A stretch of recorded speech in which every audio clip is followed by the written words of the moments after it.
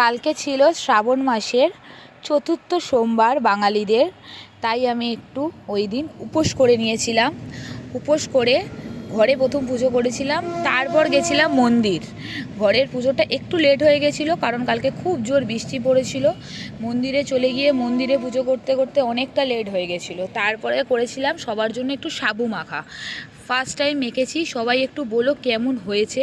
প্রথমে সাবু আর কলাটা ম্যাশ করে নিয়েছিলাম, যেটার ভিডিও আমি এখানে নিতে পারিনি। তারপর আমি এটা সন্দেশ মাখা এনেছিলাম, ওটাকে আমি মাখাচ্ছিলাম। সাবু কলার মধ্যে সন্দেশ মাখাটা মাখিয়ে ওটার মধ্যে প্রথমে ভালো করে ম্যাশ করে নিচ্ছিলাম সন্দেশ মাখাটা আর কলাটাকে, যাতে টেস্ট হয় আর ওটা ভালো করে মিশে যায়। দেন তারপরে দিয়েছিলাম ওর মধ্যে কাঁচা দুধটাকে ঢেলে দেওয়ার পর ওটাকে ভালো করে দুধটার সাথে সন্দেশ মাখা, সাবু, কলা এগুলোকে ভালো করে মাখিয়ে নিয়েছিলাম যাতে ভালো করে জিনিসটা মেখে যায়, বাট চটকাইনি। চটকালে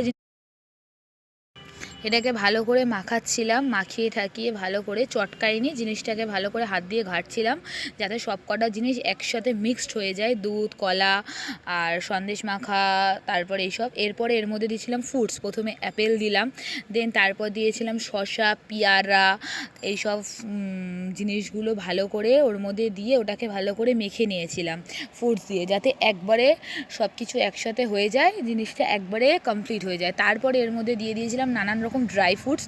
প্রথমে দিয়েছিলাম আমসত্ত্ব, দেন দিয়েছিলাম কাজু কিশমিশ, তারপরে দিয়েছিলাম খেজুর।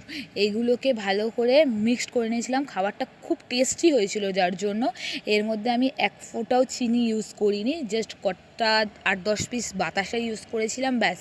আর কোনো সুগার আইটেম কিচ্ছু ইউজ করিনি। তাতেই এটা মিডিয়াম মিষ্টি হয়েছিল, কারণ এটার মধ্যে দেওয়া হয়েছিল নানান রকম খেজুর, আমসত্ত্ব, এইগুলোতেই মিষ্টি হয়ে গেছিলো। দেন হাত দিয়ে একটু মিক্সড করে নিয়েছিলাম ভালো করে, দেন সবার মধ্যে জিনিসটা সার্ভ করেছিলাম। সবাই খেয়ে বলে